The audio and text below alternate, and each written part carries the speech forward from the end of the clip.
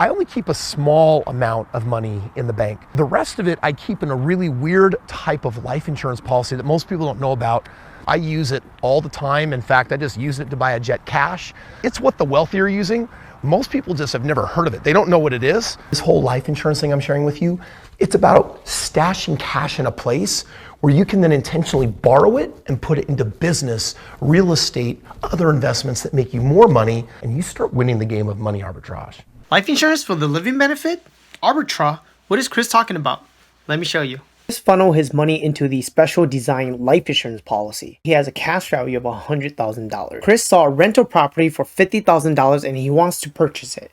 This is where arbitrage comes in. Now what Chris would do is take a loan of $50,000 against his cash value at a 4% simple annual interest. Now his $100K cash value is still compounding and earning non-guaranteed dividend even if he has a loan out. Then what he'll do is purchase that property and get a ROI of 35%.